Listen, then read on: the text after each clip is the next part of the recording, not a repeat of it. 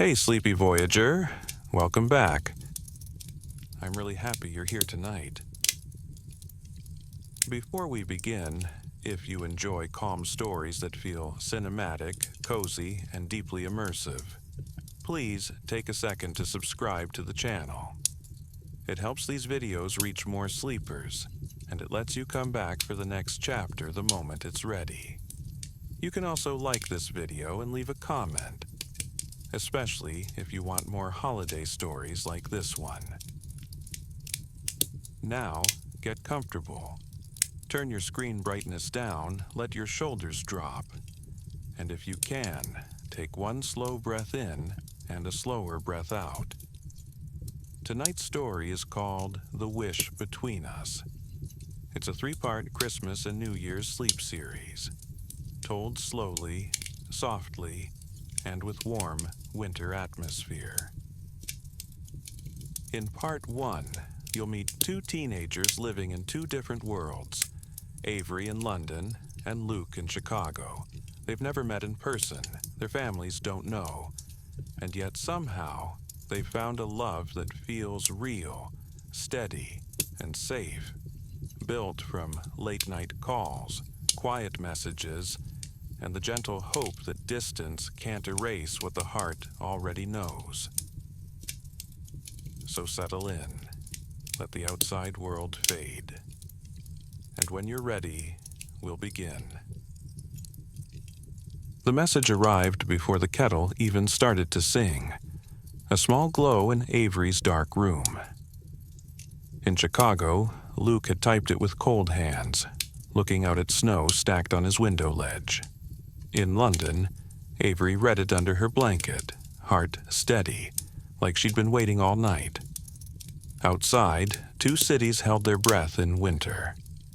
Inside, 2 homes carried the Christmas in quiet ways, and between them, a secret lived in a screen, warm and careful, asking for nothing except one more reply.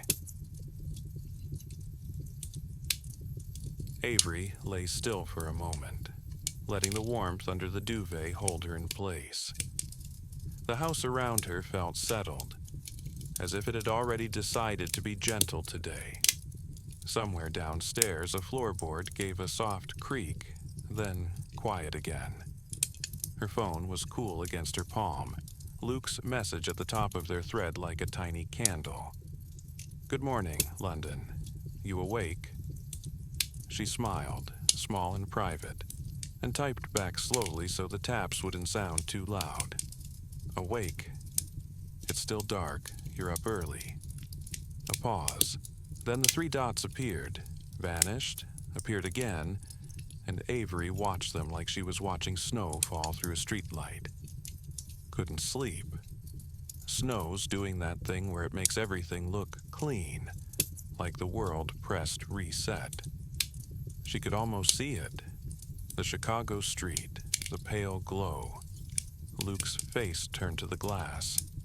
She pictured the shape of his nose, the way his eyes narrowed when he was thinking, the way he tried to turn longing into jokes and sometimes failed. "I have tea soon. Tell me something real."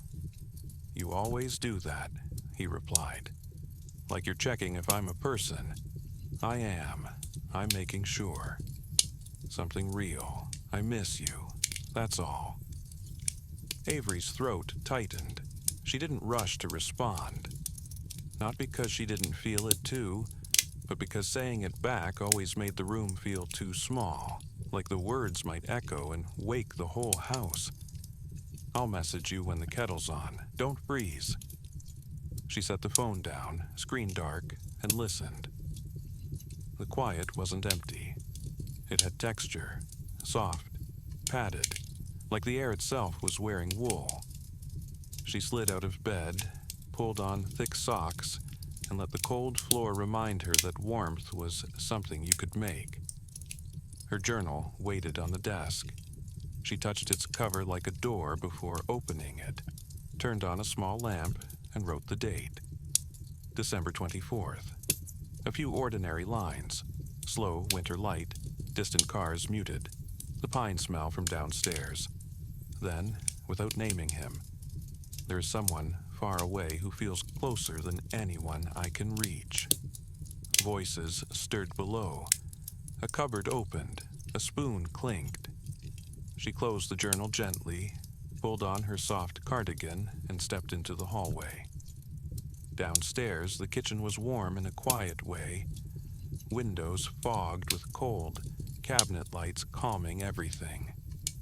Her mother moved steadily at the counter, hair pinned loosely, and greeted her in a low voice.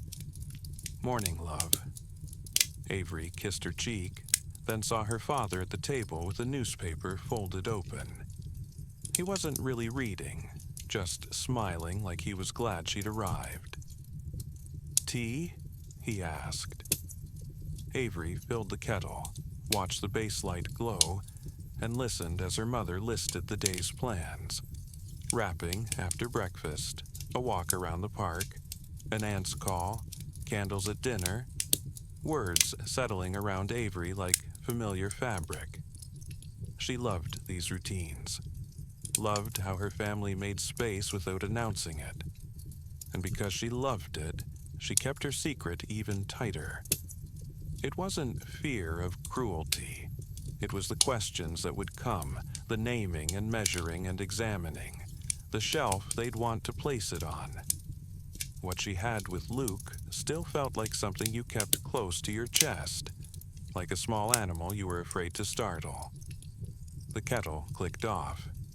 She poured water, added a tea bag, honey melting and disappearing, and held the mug with both hands, warmth seeping into her fingers. Her phone was upstairs. Luke was far away, but for a moment in that warm kitchen of quiet voices and simple plans, the day began like a slow opening door. Luke had been awake long before the house felt ready for it. He lay on his back, listening to the radiator click and sigh, the room warm, but the window cold, streetlight tinting the snow outside almost blue. A small pile of snow sat on the ledge where wind had pushed it through a cracked seal, soft and clean, like a folded blanket forgotten there. He stared at it, then reached for his phone. The glow on his hands felt like the whole point of being awake. Avery's last message from the night before was still there, and he read it again anyway, slow and careful, like the words might change if he took his time. He wasn't sure when rereading her became a habit. Somewhere between the first joke and the first honest thing, he'd started treating her texts like something you saved. Her reply arrived, "Awake. It's still dark. You're up early." He smiled, tired, hearing her voice in the words, steady and warm, like she was leaning close enough to speak softly. He wrote about the snow and how it made everything look clean, watched her typing dots appear and fade, and when she asked for something real, he didn't dodge it. "I miss you." He hit send, set the phone on his chest, and closed his eyes for a second. Down the hall, a door opened, soft footsteps, a pan on the stove. The house woke in pieces.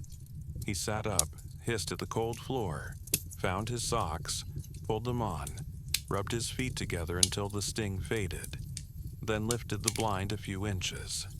Cars iced like frosting, a neighbor's porch light glowing steady, the world half asleep.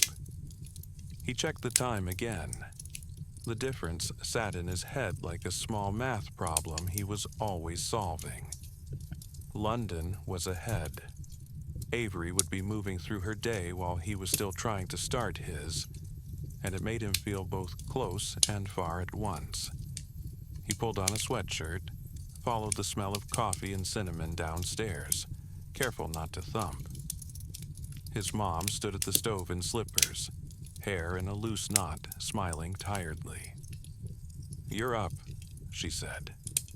"Couldn't sleep," he replied, opening the fridge just to look busy. "It's the snow, makes everything too quiet." She laughed softly. "You always get weird when it snows." "Not weird," he said, "just thoughtful." He grabbed 2 mugs. The ceramic clink was gentle. She poured coffee, warmth waking him. The fireplace breathed from the living room, steady heat holding the house together. His dad called from the entryway. "Luke, you want to help me with the ice?" Luke sighed, then answered, "Yeah, give me a minute." He sipped coffee and glanced at his phone. No new message yet, just his truth sitting there, exposed. He slipped it into his pocket like something delicate, pulled on his coat, and felt that familiar blend of comfort and ache. A warm house, a day full of people and food and small jokes, and still her name in his head, measuring hours by the moments he could reach her again.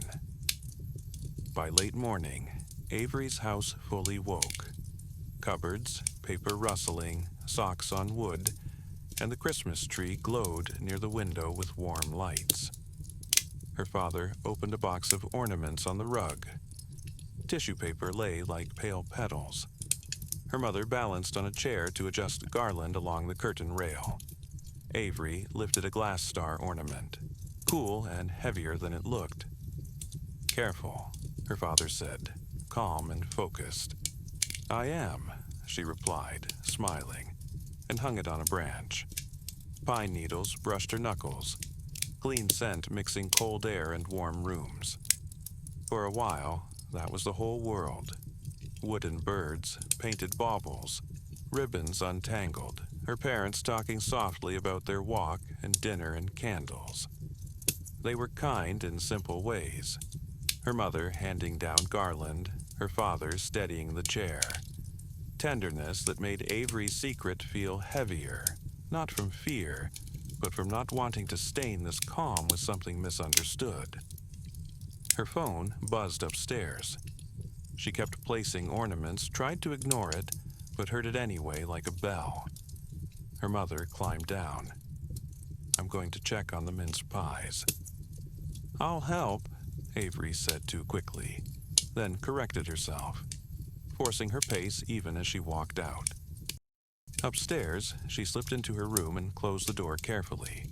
The phone lay lit on the duvet, a voice note from Luke. She pressed play low. "Hey," he whispered, smile in it.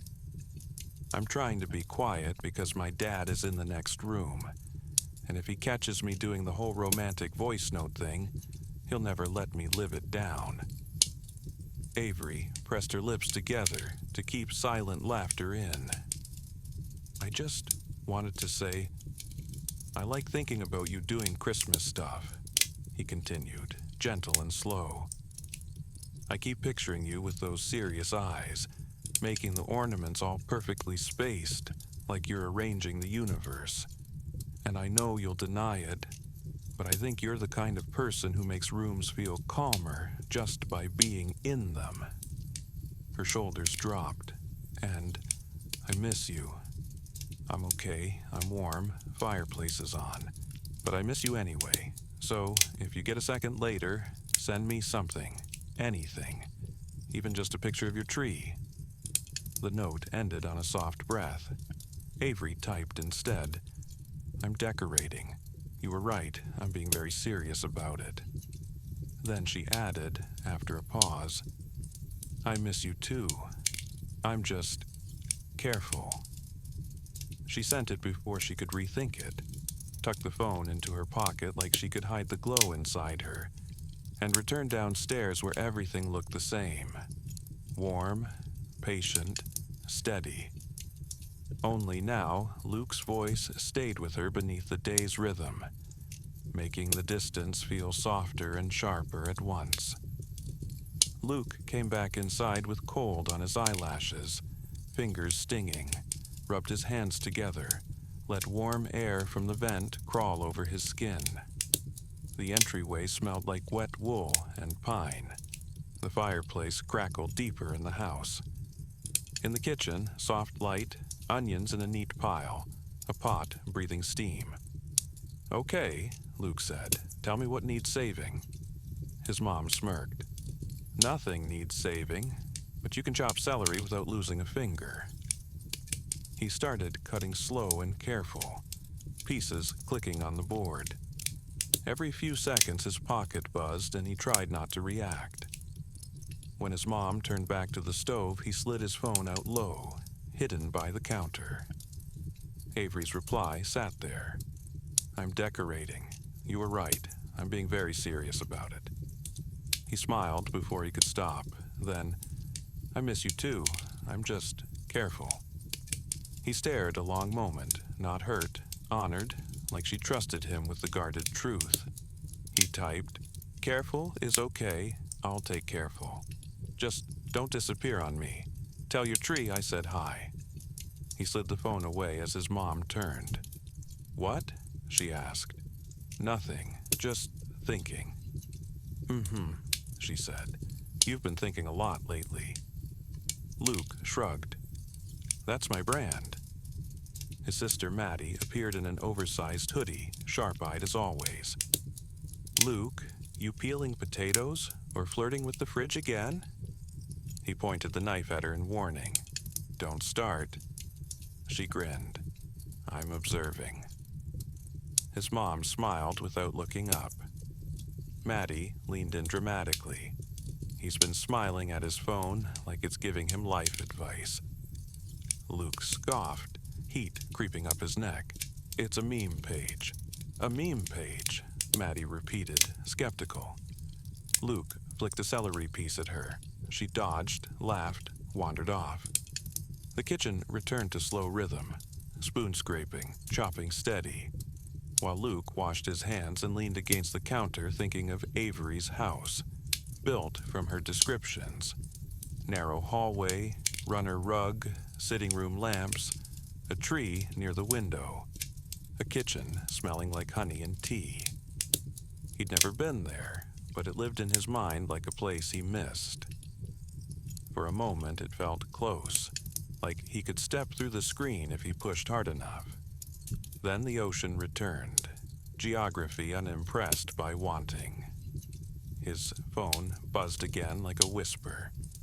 He helped with the simmering pot, wiped counters, carried spices, all while holding that small warm thread in his pocket, waiting for the next moment he could pull it out and feel her again. By early afternoon, London's sky brightened into pale gray, and Avery stood by the sitting room window while her parents wrapped gifts in the dining room, paper sliding and tape tearing softly. She read Luke's message. "Did you tell your tree I said hi, or am I being ignored by a British pine?" She breathed out a careful laugh and typed, "The tree says you're dramatic. Also, it's not British, it's from Norway apparently." His reply came. "Norwegian tree. British girl, American idiot. This is getting international." Avery leaned her shoulder into the wall, let their gentle jokes smooth her nerves.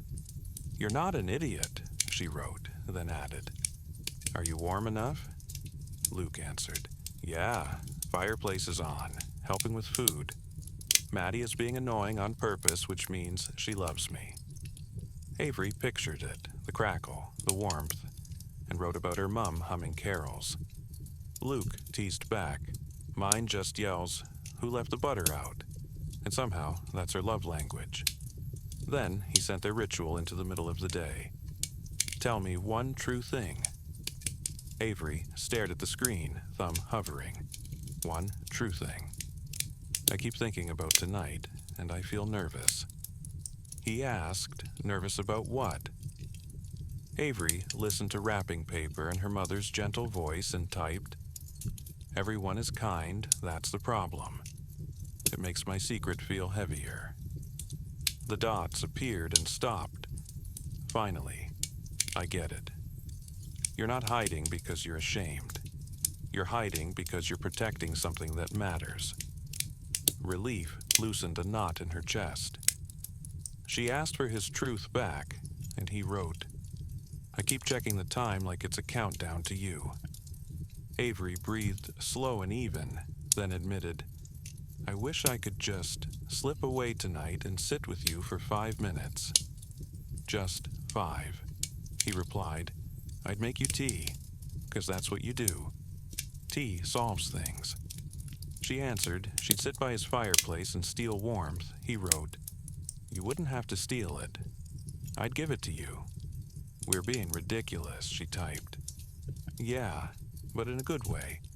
Then, steady and simple. I'll be here when you can slip away. No pressure, just, I'm here. Avery held the phone like an anchor, while the day moved slow and ordinary around her. And beneath it a quieter question stayed open. How to turn this love into something they could touch. Late afternoon faded early, as winter does.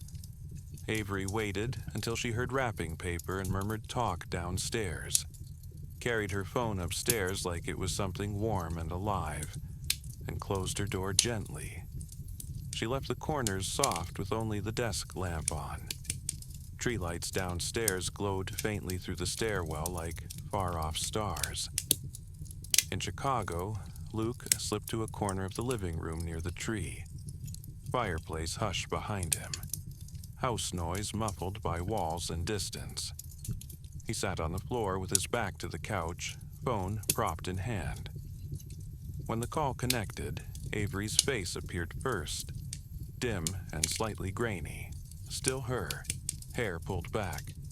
Tired in a gentle way, like she'd been holding herself together all day, and was finally allowed to exhale.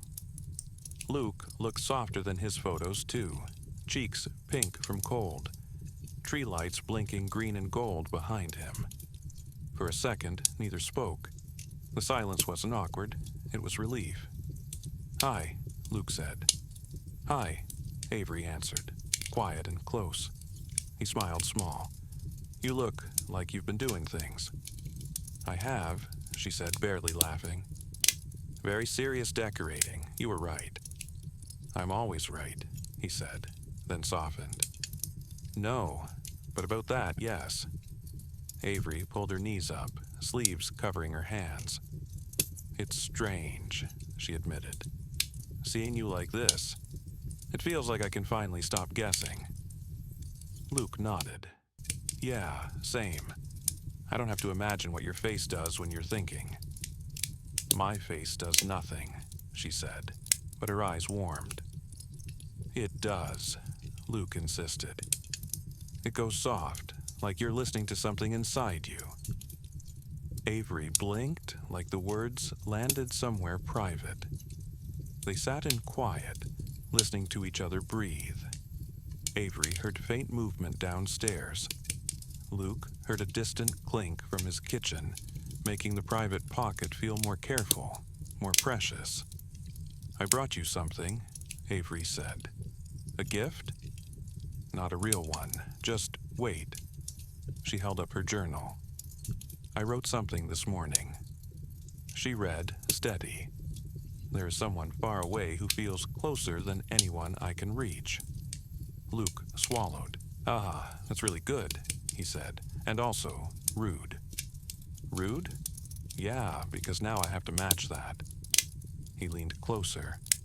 I wrote, I keep thinking the world is big, and then you talk to me and I realize the world is just you on the other side of a screen. Avery pressed her lips together, feeling too much for the room. Another quiet stretch, full, safe. Tell me one true thing, Luke said gently. Avery looked down at the open page. One true thing. I feel safer with you than I've ever felt with anyone. And I don't know how that's possible because I've never even touched your hand. Luke's face tightened, then eased. One true thing, he said. I want you beyond the screen, not as an idea, not as a voice note. I want to sit in the same room. I want to know what your laugh sounds like when you're not trying to be quiet. Avery nodded once like agreement with something sacred. Outside her window, the light thinned. Outside his, snow piled softly. We should go, Luke said, regretful. I know, Avery answered. They ended slowly, good night careful. And when the call closed, Avery held the phone a moment longer as if the warmth might stay, then stood and carried that quiet glow back toward her family. Avery paused with the screen dark in her hand, Luke's face still close like her room hadn't fully let him go. She set the phone on her bedside table, not face down, resting like a promise, smoothed her sleeves, listened to drawers sliding, and low laughter and dishes clinking like warm water. She walked downstairs slowly, careful not to shake the calm loose. Her mother set mince pies on the counter. Butter and spice rose sweet and familiar. Her father rinsed something with sleeves rolled up. "There you are," her mother said. "All right?" Avery nodded. "Yes, just needed a minute." Her mother didn't press. She tucked a strand of hair behind Avery's ear, a quick touch that reminded her where she belonged.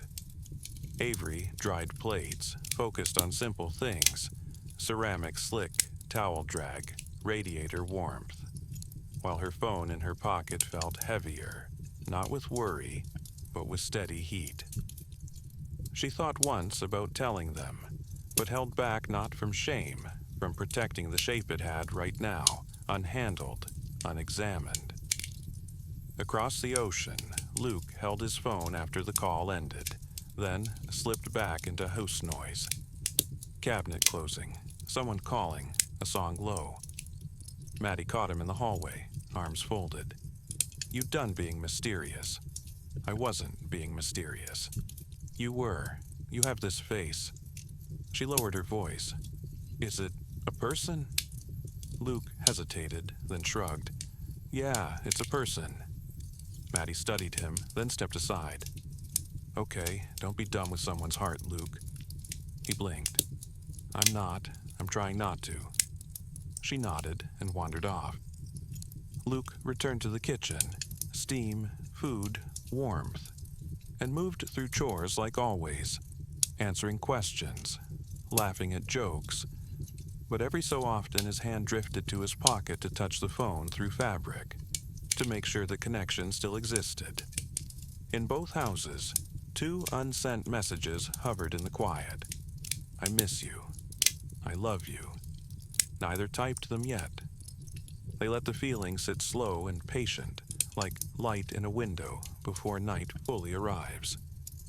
Dinner in Avery's house made the whole place slow down, as if it knew this part mattered. She changed into a simple dress, brushed her hair neat but not stiff, listened to plates being set and cutlery placed with care. Her father asking about candles, her mother answering, a laugh rising then fading.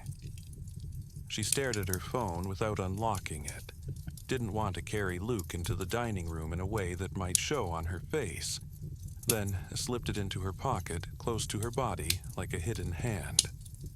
The dining room glowed with candlelight, flames steady as if the air itself was calm, curtains holding back early dark, glass a quiet barrier between warm room and cold outside. Her father pulled out her chair. "Here we are," he said, a line he liked each year. "Here we are," Avery echoed and sat. The meal was familiar comfort. The first bite eased her shoulders like her body had waited for permission to rest. Her parents talked about small things: the walk, bare trees, a neighbor's dog in a tiny coat, the city feeling quieter this week, as if everyone had agreed to speak gently. Avery smiled, answered, laughed in the right places, and yet part of her stayed pressed up against a different window. She kept thinking of Luke's house. Whatever his mom cooked, the fireplace she'd never seen but knew by heart. His face on the call lit by tree lights, eyes soft like he was memorizing her. "Do you want more?" her father asked. Avery blinked back to the room. "No, thank you, I'm fine." Her mother tilted her head. "You sure? You've hardly touched your plate." "I'm eating," Avery said, proving it, chewing slowly. The food wasn't the problem. The problem was an empty seat that didn't exist. 3 chairs, all filled, no one missing, no one expected.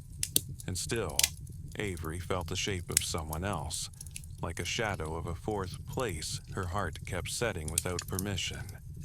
She imagined Luke across from her, trying to behave, being polite to her mother, teasing Avery under his breath, hands warm from the fire.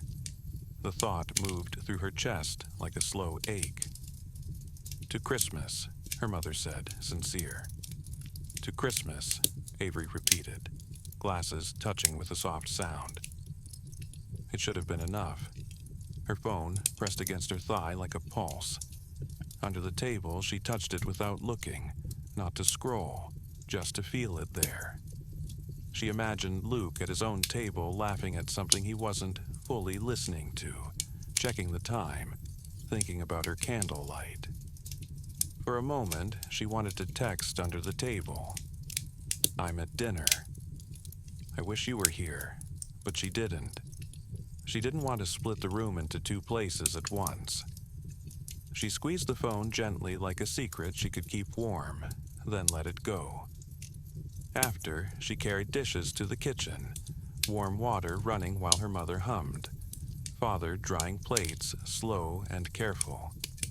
Avery stood between them, safe in quiet love, while her other love hovered at the edges, unseen and patient. Dinner in Luke's house started with gentle noise, chairs shifting, plates clinking, someone joking about cold rolls, warmth from the kitchen and the steady heat of the fireplace in the next room. Windows were dark, snow reflecting the porch light like the world had been wrapped in paper and left to rest. "Sit," his mom said, pointing at an open chair. Luke smoothed his napkin on his lap like he needed his hands busy. His dad lifted a glass. "To being together, to a warm house, to making it through another year." "To making it through," Luke echoed, simple and true. They ate home food full of care. Steam rose and faded. Bowls passed. Old stories retold. Luke laughed in the right places because laughter was part of tradition. Maddie talked about school. His mom listened like it mattered. His dad placed dry, steady comments like stones on a path. Luke tried to be here, nodding, smiling, asking for water. Let fork sounds and low talk surround him. But his mind drifted anyway to Avery at her candlelit table. Composed shoulders, quiet dinner where closeness didn't need loudness. He wondered what she was eating, if she was okay, if she touched her phone in her pocket like she'd said she sometimes did. Maddie kicked his foot gently to pull him back. "What?" Luke whispered. "You're doing it again," she whispered, bright with teasing. "I'm eating," he muttered. "Yeah, but you're also somewhere else." "Can you not?" he asked quietly. Maddie softened. "Fine," she said, returning to her food. His dad asked about school. Luke answered steady. His dad nodded like it was enough. His mom told him he looked tired. Luke blamed the snow like the snow explained everything. His dad started an old story about a Christmas power outage. Candles by the fireplace. Adults calm so kids felt safe. Luke remembered wax smell and dark windows looking deeper. Now, the house was still calm, fireplace still breathing. But Luke felt a new restlessness. Not because he lacked safety, but because his heart had grown bigger than the room. He sipped water and felt the phone in his mind like a clock he couldn't stop checking. He watched the wall clock without meaning to, not wanting dinner to end so much as wanting the next moment when the world narrowed again to a screen and a voice saying his name. He watched his mom laugh, dad smile, and felt honest gratitude, alongside a private tension. He wanted to share his happiness, but it had Avery's name on it, too delicate to set down in front of everyone. Dessert came warm and sweet. Luke ate slowly, listened, laughed, and kept part of himself turned toward the ocean, counting hours until midnight. After dinner, Avery washed dishes in warm, soapy water, while her father rinsed glasses humming. Her mother filled the basin, steam curling quiet. Avery liked washing up at night, simple motions while thoughts drifted. Her mother said, casual, "You've been glowing lately." Avery's hands slowed, eyes on the dish as water slid over it. "I have?" Her mother leaned on the counter, patient and gentle. "Yes, not silly, just happier, softer around the edges." Avery swallowed. The water felt suddenly too hot, though it wasn't. Her father carried the last glass away, leaving them alone. Her mother asked, like an open door, "Is there something you want to tell me?" Avery kept washing, plates, forks, because shapes were steadier than feelings. In her pocket, her phone was a secret heartbeat. Luke's voice note replayed itself in her memory. How seen he made her. She could tell her mother, right here in soap and steam with someone who cared. But she pictured what came next. Not anger, just questions she couldn't answer cleanly yet. Who is he? How did you meet? Is he real? When will you meet? Is it safe? She had feelings, late-night calls, a love made of text lines and a face on a screen. Real to her, hard to explain without making it sound fragile. Her mother waited without pushing. Avery turned the tap down as if quieter water meant quieter thoughts, breathed in and out, and offered a smaller truth. "I'm just happy." Her mother's eyes softened. "Happy." Avery added carefully, "I've been trying to be more honest with myself. About what I want, about what matters." Her mother touched Avery's shoulder once, grounding. "That sounds good. That sounds like you." Avery's eyes stung. She kept the moment small and safe. They dried dishes side by side. Nothing looked different, but something had shifted. When the last plate was done, her mother said softly, "Go on. Get some rest. Tomorrow will be early." Avery walked into the cooler hallway, fingers curling around her phone through her pocket like she could squeeze the secret back into place. Then, upstairs, she closed her door, leaned her forehead against it, and took one long, quiet breath, holding back the words she almost said. After dinner, Luke helped without being asked. Plates to the kitchen, leftovers into containers, counters wiped, while the house slid into after-meal calm, fireplace steady, tree lights blinking like slow breathing. His dad moved the way he always did, unhurried, like time made room if you asked politely. Luke rinsed plates and passed them to his mom. Maddie drifted in and out, stealing cookies. Everything normal and warm. And still Luke's thoughts kept drifting to Avery's voice on the call, low and close like she'd been speaking from inside his chest. His dad glanced over. "You all right?" "Yeah, just tired." His dad accepted the answer but stored it. Later, with Luke's mom carrying mugs to the living room and Maddie choosing a movie, Luke stayed behind to finish wiping, and his dad stayed too. Alone, his dad leaned on the counter, thoughtful. "So, what's the plan these days?" Luke kept wiping even though the counter was clean. "What do you mean?" His dad shrugged. "School, work, next year you're 19, things start turning into real choices around this age." Luke felt quiet pressure. Not fear, just being seen. He dried his hands. "I'm still figuring it out. Finish this semester. Keep working at the shop. Maybe more classes next fall." His dad nodded. "Sounds fine. Does it feel fine?" Luke looked toward the living room glow, heard his mom's laugh like soft music, then back at his dad. "I don't know," he admitted.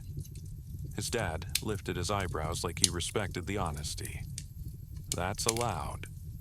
Luke wanted to say her name. London, Avery, the future he saw on a screen. But it would make it real in a way he wasn't ready to defend, inviting questions too sharp for something tender. So he offered a smaller truth. I just want more. More what? Luke exhaled. More life, more meaning. I don't want to wake up in 10 years and feel like I never went anywhere. His dad watched him, then nodded. I get that, but you don't have to run to find meaning. Sometimes it shows up where you are. Luke smiled tiredly. Yeah, maybe. His dad patted his shoulder once. Just don't carry it all alone, whatever it is. Luke nodded and lied softly. I won't. Only to keep the door closed a little longer. Soon, he slipped upstairs under the excuse of grabbing a charger, stared at Avery's thread, thumb hovering, and finally sent, "You still up later?" Then he sat on the edge of his bed listening to the movie downstairs, feeling the gap between the life he lived and the life he wanted. Late night settled in London, the house quiet as if every room held a slow breath. Avery lay in bed with the main light off, desk lamp glowing softly over her unopened journal, corners gentle and dim. She listened for last sounds, a settling floorboard, a distant tap, then only the hush of winter and the faint hum of the house. She held her phone with brightness turned down low. Luke's message. "You still up later?" She watched it a moment, heart steady and tender, then typed, "Yes, I'm here, just waiting for the house to sleep." The dots appeared and disappeared. In Chicago, Luke sat on his bed, window pale with streetlight and snow, the house volume lowering as the movie played out downstairs. The fireplace made small pops like reminders. He read her reply and breathed relief. "Good," he typed. "I'm waiting too. It feels like we're doing the same thing, just on different clocks." Avery nodded into the pillow as if he could see. "Tell me when you're alone," she wrote. "Almost," he replied. Maddie just yelled "good night" like she wanted the whole block to hear it. Avery smiled silently. "I'd expect nothing less." Minutes passed. Avery listened for hallway movement. None. Luke lay back staring at his ceiling, day folded into his body. The chores, his dad's questions, how he'd kept his real life tucked inward. And now, in quiet, he could unfold it again. Avery's message buzzed. "Are you nervous?" Luke chose truth. "Yeah, a little, in a good way." "Me too," she wrote. "We don't have to talk much, we can just be here." Luke felt his chest ease. "Okay, just be here." Their messages slowed, not from emptiness, but from safety. Avery watched minutes tick forward like soft steps. Luke listened as the movie ended. TV clicked off. Water ran briefly. Stairs creaked once. He went still like a kid trying not to be caught awake, not wanting to hide, only wanting this to stay private a little longer. Finally, he typed, "I'm alone now." Avery replied quickly, "Okay." She sat up a little, adjusted her pillow, tucked hair behind her ear out of habit, care, and Luke propped himself up too, as if closeness could be willed. "It's almost midnight here," Avery typed. "It's not here," he wrote, "but I'm on your time tonight." Avery held that warmth and typed, "I keep thinking about what we said earlier, about wanting the same room." "Me too," Luke answered after a pause. "And I don't want to say the wrong thing." "I don't think you can," Avery wrote. His next message landed like a soft knock on a closed door. "Then say it with me at midnight, whatever it is." Avery's hand tightened around her phone, gentle but firm. While outside both windows the night stayed still, and time moved toward the same moment, slow and sure. Avery watched minutes slide toward midnight. Numbers dim and calm, the house quiet as if it had settled deeper into sleep. A car passed outside with a soft hiss, then faded. "I'm going to call," she typed. "Okay, I'm here," Luke replied. She tapped video. The ringing felt louder in her chest than in her room. Then the call connected, and Luke appeared close to the screen, lit by a small lamp, snow pale beyond his window. "Hey," he said low. "Hi," Avery answered, like speaking into a blanket. "Is it really almost midnight?" 2 minutes. Luke exhaled. "I'm on your time," he said again. Avery watched him. How he held himself like calm was a choice, tired kindness in his face, while Luke smiled small. "You look like you're thinking a lot." "I am. Me too." They let quiet hold them. Luke asked softly, "What did you wish for when you were little?" Avery blinked. "Christmas wishes?" "Yeah, the ones you don't say out loud, the ones you keep in your head so they still feel safe." Avery thought. "I used to wish I could pause time, just for a day, so nothing could change unless I was ready." Luke's eyes softened. "That makes sense. You're a pausing time kind of person. And you?" Luke looked away, then back. "I wished I could leave. Not because I hated home, just because I felt stuck, like the world was happening somewhere else." Avery's chest tightened. "Do you still feel that way?" Luke shrugged. "Not as much, not when I'm talking to you." Avery glanced at the time, 1 minute, and Luke understood. "Okay," he murmured. "So, Christmas wishes." "We're doing this," Avery said. Luke nodded once. "We said we would." Avery admitted, "I feel selfish." Luke smiled gently. "Good, you're allowed." She whispered, "What if the universe doesn't work like that, and all we do is hurt our own feelings?" Luke leaned closer. "Maybe, but what if it does? What if it listens sometimes?" The time changed. Midnight. Avery let the moment land. Luke whispered, "Happy Christmas, Avery." "Happy Christmas," she whispered back. Luke's smile faded to something careful. "Can I say it?" Avery nodded. "Yes." He breathed like courage. "I'm in love with you." Plain and honest, like setting something down between them and trusting it wouldn't break. Avery stared, and the silence after felt gentle. The words settled like a candle being lit. "I'm in love with you too," she whispered. Luke closed his eyes a second, then opened them bright and soft. They breathed, letting truth exist, until Luke said quietly, "So, the wish." "Tomorrow morning," Avery whispered, "same time." "One wish," Luke said, "to see each other for real, just once."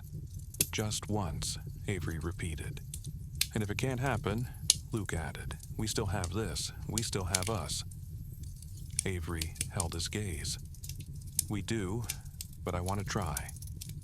"Me too," Luke said. And they stayed on the call a little longer, saying almost nothing, as if words might disturb the calm, then ended with good night slow and careful, full of the love they had named at last. When the call ended, Avery didn't move right away.